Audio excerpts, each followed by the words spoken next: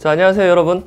요번에는 학생들이 굉장히 또 궁금해하는 것 중에 뭐가 있냐면, 자, 저는 3D 모델링을 열심히 했어요. 뭐 매핑도 잘했고 라이팅도 잘했어요. 근데 렌더링은 어떻게 해야 되나요? 렌더러 중에 뭘 쓰는 게 좋나요? 뭐 이런 얘기를 합니다. 그래서 오늘 이 시간에는 3D 렌더러에 대한 얘기 할게요. 렌더러.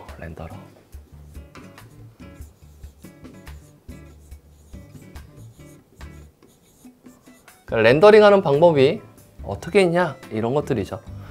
그래서 보면은 되게 많아요. 렌더러들이 여러분 주변에 보면 굉장히 많은데, 그 중에서 어떤 렌더러를 쓰는 게 좋을까요? 라고 하는데, 일단 렌더러를 배우기 전에 렌더러의 역사에 대해서 좀 이해를 하시는 게 좋을 것 같아요. 자, 그래서 기본적으로 컴퓨터 그래픽이 처음 나왔을 때는 뭐였냐면 스케일라인 렌더러였어요. 스케일라인 렌더러였어요. 그러니까 뭐냐면 스캔하듯이 이렇게 선이 쭉 떨어지면서 렌더링 하는 거예요.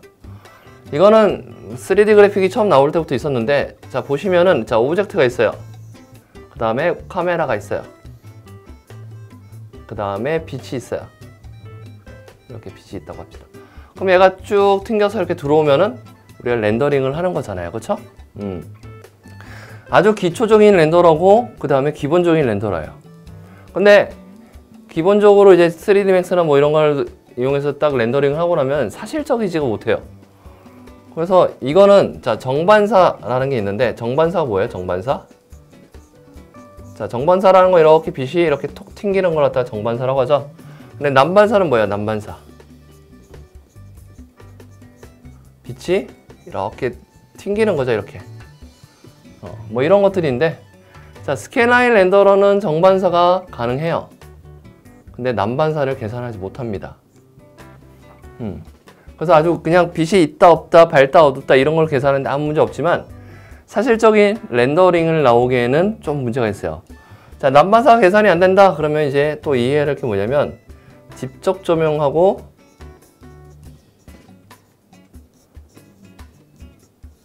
간접 조명이 있는데 어렵죠? 남반사가 계산이 안 된다는 거는 직접 조명은 계산이 되지만 간접 조명이라는 게 계산이 안 된다는 얘기예요. 이게 안 된다는 얘기는. 그러니까 이거를 책으로 공부하시면 굉장히 어려울 거예요. 저도 이제 뭐 교수님들 강의도 듣고 해봤지만 굉장히 어려워. 근데 여러분이 조금만 쉽다라고 생각하고 일단 합시다. 자, 직접 조명은 이렇게 생각하시면 돼요. 얘는 태양이라고 생각하면 돼요. 태양. 얘는 달이라고 생각하시면 돼요. 달. 자, 태양은 빛을 스스로 내는 광원체죠. 그쵸? 빛을 스스로 내는 광원체예요. 근데 달은 광원체인가요? 아니에요. 달은 반사체예요. 반사체. 근데 밤거리를 딱 가는데 달이 휘황찬란하게 보름달이 떴어요. 그럼 어떻게 해요? 주변이 그래도 환하게 잘 보이죠? 근데 달이 아예 없으면 어떻게 돼요? 밤거리가 굉장히 어두워 보여요. 즉, 남반사를 계산하겠다라는 거 뭐냐면, 간접 조명이라는 것도 계산이 돼야 돼요. 즉, 제가 이렇게 서 있어요. 그러면 이제 이게 빛들이 있잖아요. 그럼 빛들이, 얘가 이제 카메라라고 합시다. 그럼 빛들이 직접 와서 이렇게 오는 그 광원값이 있겠죠. 이건 직접 조명이 계산되는 건데, 제가 이렇게 서 있으면 빛 중에 일부가 저한테 와서 흡수되고, 제가 일부가 어떻게 돼요? 반사를 해서 얘한테 줄 수 있죠. 그러니까 얘 입장에서는 이게 바로 날라오는 게 직접 조명, 그 다음에 저를 통해서 반사돼서 날라오는 게 간접 조명이 되는 거야. 그런데 스캔라인 렌더링에서는 간접 조명이 계산이 안 되기 때문에, 즉 남반사 계산이 안 되기 때문에 사실적이지가 못한 거예요. 그래서 여기까지 렌더링 방식을 뭐라고 하냐면 LI 렌더러라고 해요. LI. 로컬 일루미네이션 렌더러라고 해서, 얘는 이제 그냥 지역적인 렌더링 방식을 갖고 있어요. 그래서 과학자나 이제 뭐 수학자들이, 그 다음에 뭐 공학자들이 열심히 공부를 해서 얘를 좀 더 사실적으로 하겠다 그래서 뭐냐면 레이 트레이스 렌더러가 만들어져요. 자, 레이 트레이스라는 것은 빛을 역추적하는 재질이에요. 빛을 역추적하는 거예요. 그래서 아까 전에 이렇게 똑같이 있고, 카메라가 있고, 자, 조명이 있다. 그러면 그 전에 어떻게 이렇게 그냥 들어왔죠? 근데 레이 트레이스 렌더러는 좀 바꿔요. 어떻게 하느냐? 얘를 다시 역추적해요. 빛들을.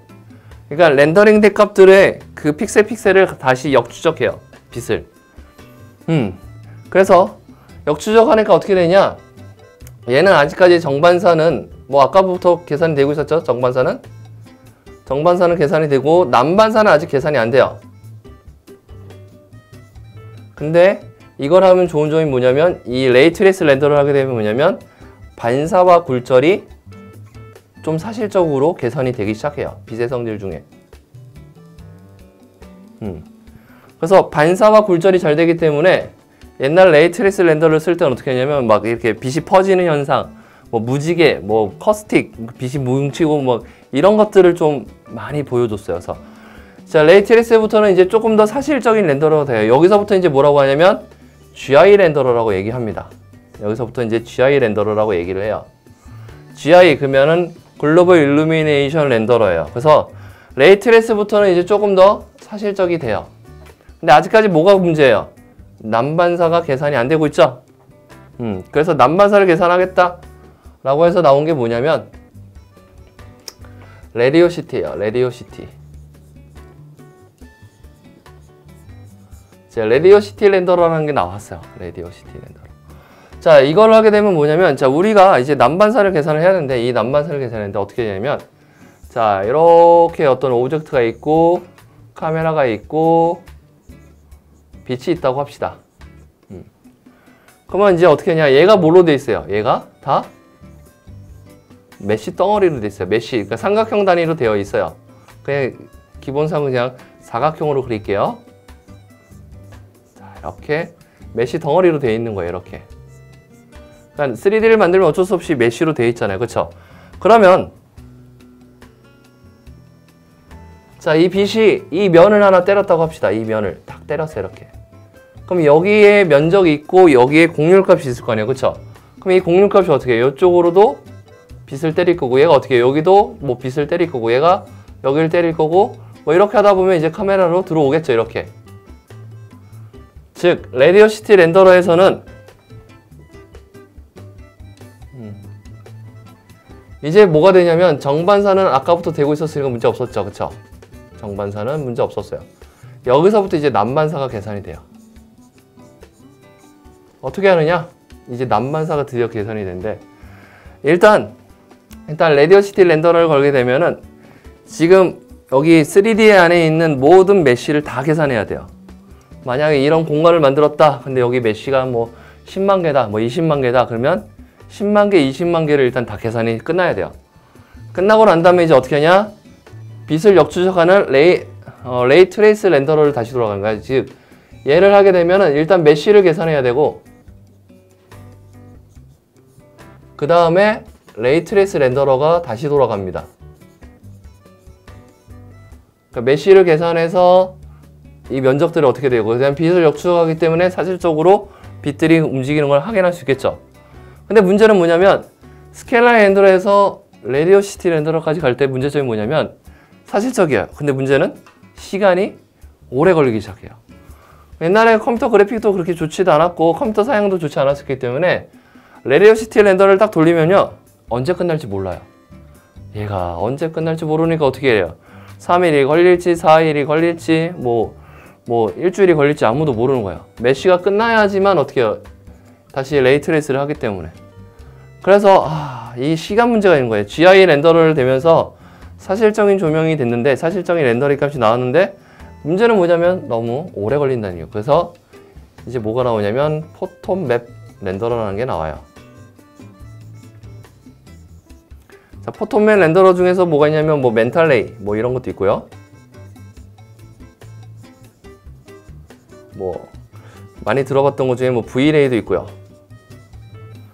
등등등등등 요즘 나오는 거는 다 포톤 맵 렌더러예요. 그래서 이 포톤맵이라는 거, 이 포톤이라는 단어가 뭐냐면 광입자예요. 광입자. 즉 여기서 조명이 있다. 근데 조명인데 조명의 광입자들을 탁 터트려요. 그럼 이 조명 광입자들이 어떻게 해요? 여기 막 튕기면서 에너지를 뺏기면서 계산이 되겠죠. 즉 그러니까 여기다 얼마 주고 여기 얼마 주고 얼마 주고 하면서 얘가 막 돌아다니면서 렌더링을 하는 거예요. 그래서 되게 사실적이에요. 그래서 포톤맵 렌더러를 할 때는 광입자가 만약에 적고 그 다음에 크다 그러면 어떻게 돼요? 덩 이렇게 렌더링이 되겠죠. 근데 광입자가 아주 작고 디테일하다 그러면 어떻게 돼요? 얘가 막 튀기면서 좀 더 사실적이었죠?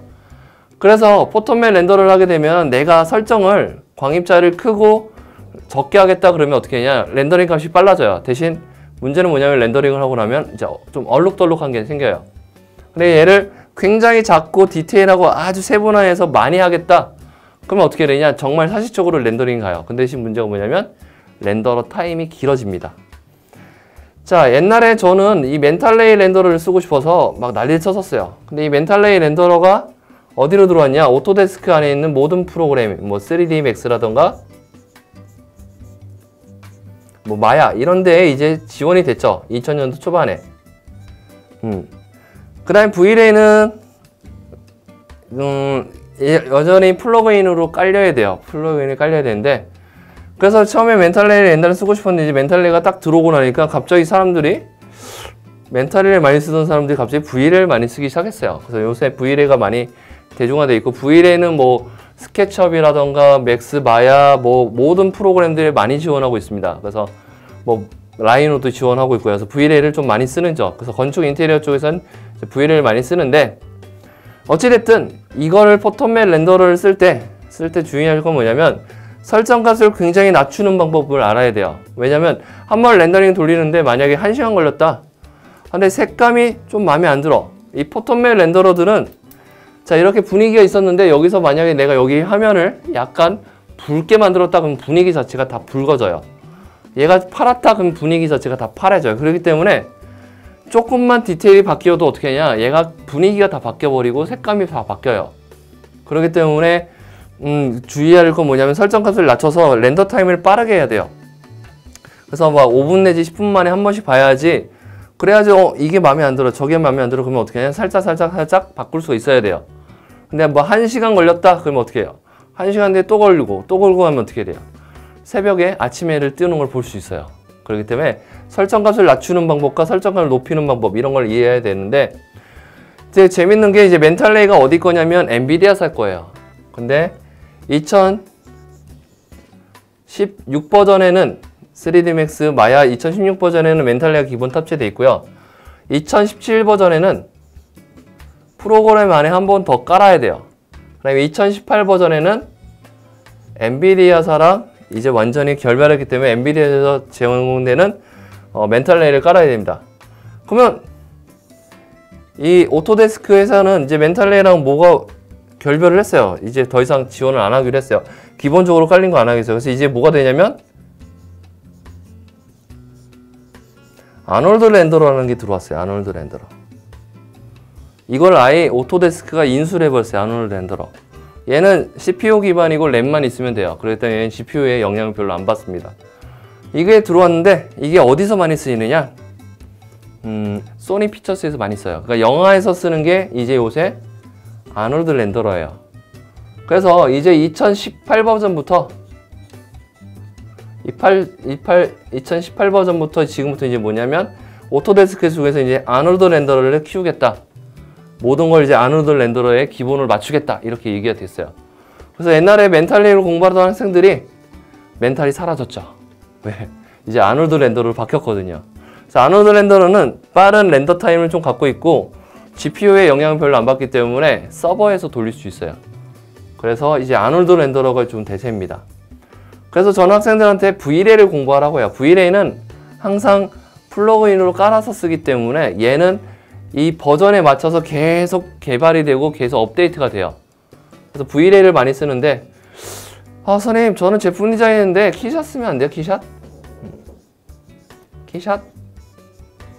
키샷이라는 프로그램이 있어요. 얘는 렌더링만 할 수 있는 좋은 건데, 제품 디자인에서 키샷을 많이 써요. 그런데 키샷의 문제점은 뭐냐면 매핑 라이팅이 기본 세팅이 되어 있기 때문에 학생들이 굉장히 쉬워요. 그래서 드래그 앤 드랍 방식으로 그냥 내가 이건 골드 금 넣고, 뭐 이건 플라스틱 파란색 금 파란색 넣고 이렇게 하기 때문에 키샷이 제품 디자인은 굉장히 빠르게 많이 쓰이고 있습니다.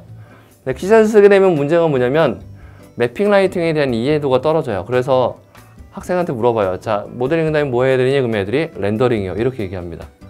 그런데 그렇게 되면은 깨끗한 이미지, 좋은 이미지를 만드는데 문제가 없지만 원래 이제 좀 잘하는 사람들, 3D 잘하는 사람들은 분위기가 어둡고 음침하고 막 비가 내릴 것 같고 막 그런 분위기들, 그런 걸 하려면은 이제 라이팅에 대한 고민이 굉장히 많이 되거든요. 그래서 학부 때 키샷을 좀 썼으면은 저는 추천하는 게 V-Ray를 많이 쓰라고 얘기를 해요. 아직 아놀드 렌더러는 책이 많이 안 나왔고 V-Ray는 원체 다양한 프로그램, 3D 그래픽 프로그램을 지원하기 때문에 책들이 많아요. 그래서 일단 V-Ray, 렌더러에서는 저는 V-Ray를 많이 쓰라고 그러고, 제품 디자인 학생들은 키샷을 쓰는데 키샷 쓰고 난 다음에는 V-Ray도 같이 썼으면 좋겠다 라고 얘기를 많이 합니다. 그 다음에 이제 포토맨 렌더러가 좋은데 얘를 무한정으로 올릴 수가 없기 때문에, 그래서 리터칭이라는 개념, 그러니까 후 작업도 이해해야 돼요. 그래서 포토샵 또 플러스해서 포토샵도 여러분들이 공부를 많이 해야 됩니다. 포토샵도 공부를 해야 돼요. 그래서 렌더러의 역사는 이렇게 스캔라인 렌더러에서부터 지금 어떻게 했냐, 포토맨 렌더러까지 왔어요. 그 대신 포토맨 렌더러는 설정 가수를 낮추고 그런 것도 이해하셔야 되고, 높이는 것도 이해해야 되고, 그 다음에 포토샵으로 후가공도 이해해야 된다. 후작업도 이해해야 된다. 그 다음에 요새 오토데스크는 아놀드 렌더러라는 걸 지금 밀고 있다. 여기까지 이해하시면 될 것 같습니다. 그래서 간단하게 제가 맥스에서 V-Ray를 한번 보여드릴게요. 자, 그래서 뭐 티팟을 하나 깔고요. 그냥 기본적으로 티팟 하나 깔고, 그 다음에 뭐 스피어를 하나 깔았다고 합시다. 스피어 하나 깔았어요. 자, 해서 얘를 살짝 올리고요. 자, 그 다음에 플레인 한 장 깔게요. 플레인 한 장 이렇게 깔았고요. 자, 해서 자, Shift F를 누르면 이제 렌더링을 그 미리 볼 수 있고요. 요 정도 되겠다. 요 정도에서 나는 할래. 컨트롤 C 하면 이제 카메라가 설치되고요. 자, 얘를 하고, 그래서 얘를 잡았는데 얘를 좀 더 넓히겠습니다. 뭐 이런 식으로 해서 일단 어떤 오브젝트가 하나 있다 라고 가정을 할게요. 자, 그리고 난 다음에 자, V-Ray 여기 보시면 렌더 셋업이라는 게 있는데, 지금 보시면 뭐예요? 스캔라인 렌더러죠. 근데 보시면 이제 V-Ray를 까면 V-Ray 렌더러 있고, 요새는 이제 아놀드 렌더러로 지금 가고 있습니다. 멘탈리가 사라졌어요, 2018에서는. 그래서 그냥 저는 V-Ray를 하겠다. 그런데 V-Ray 설정 값이 좀 있는데, 이거는 책을 보고서 좀 공부를 하시는 게 좋을 것 같아요. 이걸 뭐 지금 다 알려드릴 수는 없으니까 제가 쓰는 값들이 있긴 한데, 저는 이거는 버킷으로 하고, 얘는 미첼 필터.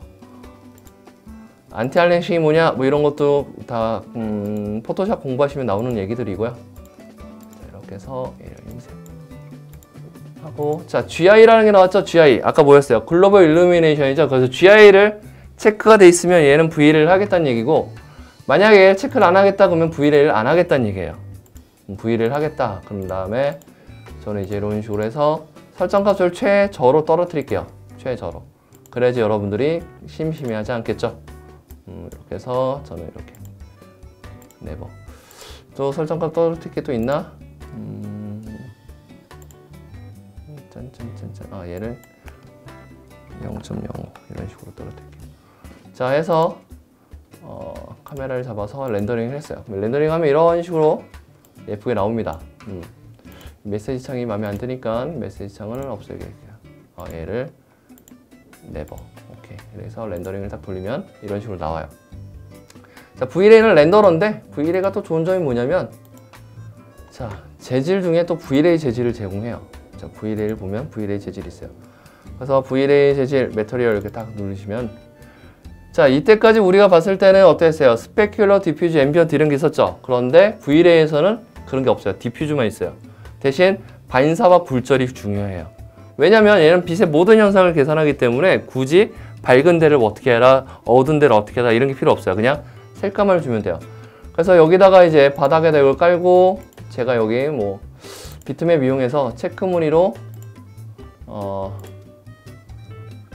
여기 안에서 건축에서 쓰일 만한 뭐 재질, 아크텍처 매터리를 이용해서 얘를 좀 볼게요. 이렇게. 그래서 뭐를 줄까요? 어떤 맵이 좋을까요? 짠짠짠짠짠. 뭐 이런 맵을 하나 준다고 합시다. 뭐 이런 맵을 준다고 할게요. 이렇게. 자, 적용해라. 보여달라. 보였는데 맵이 너무 커요. 그러면 어떻게 해야 돼요? 여기다가 UVW 맵을 하나 주자. UVW 맵 줘서 일단 가로 세로를 저는 똑같다고 생각하기 때문에 100 주고, 얘를 좀 더 맞춰야겠다 라고 하시면은 기즈모 이용해서 기즈모 사이즈를 좀 맞춰서 요 정도 되겠다. 일단 이렇게 놨고요. 놨고, 그 다음에 두 번째, 얘도 V-ray 재질을 쓸 건데, 자, 여기서 리플렉션. 자, 리플렉션이 흰색으로 갔어요. 그러면 얘 뭐야? 거울이 되는데, 지금 거울이 됐나요? 거울이 안 됐죠? 보시면 거울이 아니죠? 얘가 왜 그러냐면 여기 프레이즈랄이라고 하는 법칙이 있어요. 반사의 법칙인데 얘를 풀어줘야지만 얘가 거울이 돼요. 그럼 어떻게 돼요? 회색이 사라지죠? 이렇게 해서 얘와 얘한테도 주고 얘한테도 줬어요. 그 다음에 렌더링을 돌려보죠. 렌더링 돌려보면 어때요? 나왔는데 어때요? 여기 검정색이 나왔죠? 이 검정색이 된 이유는 주변이 다 검해서 그래요. 그래서 저는 이제 여기다 뭘 주느냐면 HDR 맵이라는 걸 줘요. 네, 보면은 V-ray 가보면은 인발로먼트의 맵 중에 V-ray 또 맵이 있어요. V-ray 맵이 있는데 여기서 뭘 주냐면 저는 HDRI라는 맵을 줍니다. 그 다음에 얘를 잡아서 여기다 던질게요. 일단 저는 맥스 모르는데요. 그냥 기본 개념만 이렇게 이해하시면 돼요. 그러면 HDR 맵이라고 해서 여기 보시면은 환경 맵들이 있어요. 이걸 보시면은 얘는 실내, 얘는 실외 이런 거 있어요. 그래서 가상의 방구에다가 이렇게 하늘에다가 이렇게 맺히는 거예요.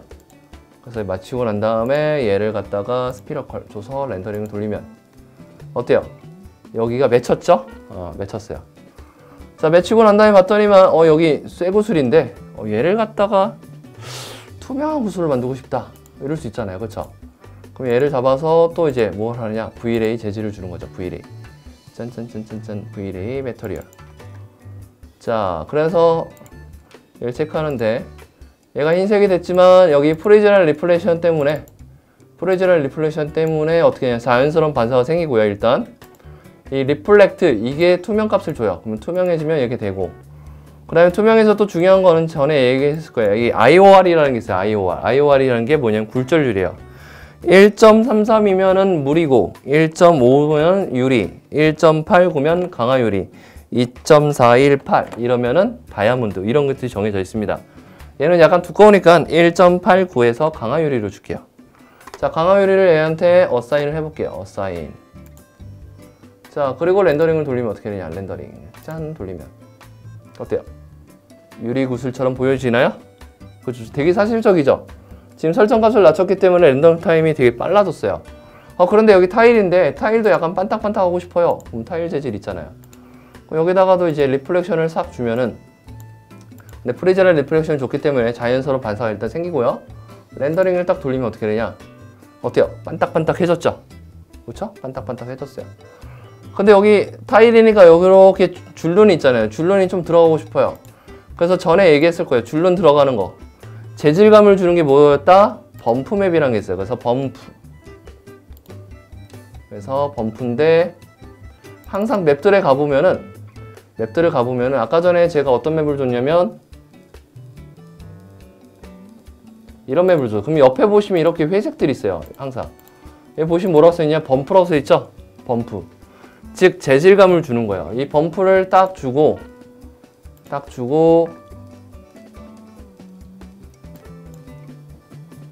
난 다음에 얘를 한 80 이렇게 좀 주면은, 자, 렌더링을 딱 돌리면은 어때? 여기가 퍽퍽퍽퍽퍽 들어간 게 좀 느껴질 거예요. 근데 유리구슬인데 얘한테 색상을 주고 싶다. 그러면은 여기 안에 또 뭐가 있냐면 포우 컬러라고 해서 색소를 주문할 수 있어요. 그래서 빨간 구슬이다 그러면 빨간색 딱 주면, 빨간 구슬이다 그래서 렌더링을 딱 돌리면 어떻게 해요? 얘가 빨간색이 되죠. 그래서 V-ray를 하는데 저는 일단 3D Max에서 V-ray를 간주해요. 왜냐면 3D Max에서 V-ray가 설정값들이 굉장히 다 많아요. 스케치업도 있고 라이노도 있지만 거기는 조금 설정값이 작은데 V-ray는 맥스에서는 설정값이 풀로 돼 있기 때문에 맥스에서의 V-ray를 좀 이해하시면 다른 프로그램의 V-ray도 금방 갈 수 있을 거고요. 그 다음에 이런 이제 GI 렌더러, 이 사실적인 포토맵 렌더를 할 때는 설정값을 낮추는 거고 설정값을 높이는 거, 그 다음에 얘를 좀 더 보정하기 위해서 포토샵의 기능, 이런 것들을 좀 이해하시면 굉장히 도움이 될 겁니다. 그래서 오늘 배운 거는 이제 렌더러에 대한 역사를 배웠고요. 그 다음에 렌더링하는 방법 중에서 요새 추세는 V-Ray, 그 다음에 아놀드 렌더러가 요새 추세다 라는 거 꼭 기억하시고 요거에 관련돼서 공부를 하시면 큰 도움이 될 거라고 생각합니다. 자, 궁금한 거 있으면 항상 밑에다 댓글을 달아주시면 제가 아는 범위 내에서 알려드리도록 하겠습니다. 오늘 하루 고생하셨습니다. 이제 4차 산업혁명이 되면서 3D 프린터, 3D 스캐너 이런 것들이 이제 여러분 일상 속에 많은 얘기가 나오고 영화에서도 3D 스캐너에 대한 내용인데 3D 스캐닝에 대해서 오늘 간단하게 얘기를 드리면은 그냥 스캔하는 거예요. 스캔하는데 방식은 뭐 광학식도 있고 접촉식도 있고 뭐 비접촉식도 있는데 우리가 그냥 문서 만들 때 어떻게 해요? 2D 스캔을 하죠. 2D. 자, 2D 스캔을 하는데 문서를 가지고 이렇게 문서를 하나 가져와서 우리가 이렇게 문서 돼 있는 거 갖다가 스캐너 이용해서 딱 하면 어떻게 이게 문서가 딱 나오잖아요. 그쵸? 그쵸? 예.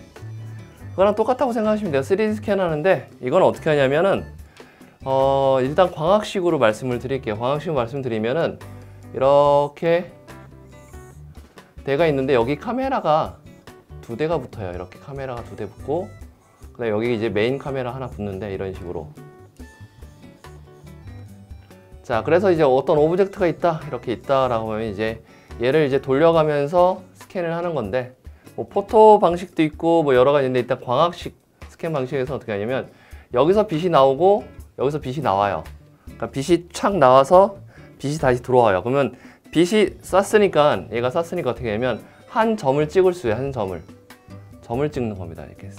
그래서 쫙 쏴서 빛이 들어오는 거예요. 그러니까 왼쪽 눈, 오른쪽 눈이라고 생각하시면 돼요. 광학식은. 그래서 카메라가 2대가 있는데 쏴서 들어오는 빛을 해서 이 점들을 만들어 주는 거예요. 점들. 그래서 3D 스캐너를 하려면 정군 데이터가 생겨요. 이렇게 이게 오브젝트가 이렇게 있지만 실제로는 얘가 막 점들이 이렇게 뭉쳐 있는 형태가 돼요. 이렇게 점들이 뭉쳐 있는 형태야. 근데 이제 얘를 또 이쪽으로 쏴야 되니까 어떻게 하면 여기 쏘고 또 여기를 살짝 돌려서 또 쏘고 살짝 돌려서 쏘고 이렇게 해서 전체적으로 360도를 다 쏴서 만듭니다. 그러면 이쪽 부분을 쐈으면은 이쪽 부분이 이렇게, 그래서 어떻게 하냐면 세 점들을 찾아서 얘를 맞춰요. 그래서 3포인트 이용해서 맞추는데 요새는 이제 3D 스캐너가 좋기 때문에 이제 어느 정도 바로바로 잘 되는데 문제는 뭐냐면 이 정군 데이터이기 때문에 얘를 갖다가 바로 쓸 수가 없어요. 왜냐면 이 점들이 이제 하나의 메쉬들, 삼각형들을 이루어지는데 3D 스캔하고 나면은 엄청나게 큰 데이터예요. 이걸 바로 쓸 수가 없어요. 그래서 이걸 어떻게 하느냐? 다시 누군가 모델링을 해야 돼요. 그래서 3D 스캔은 언제 쓰이나요?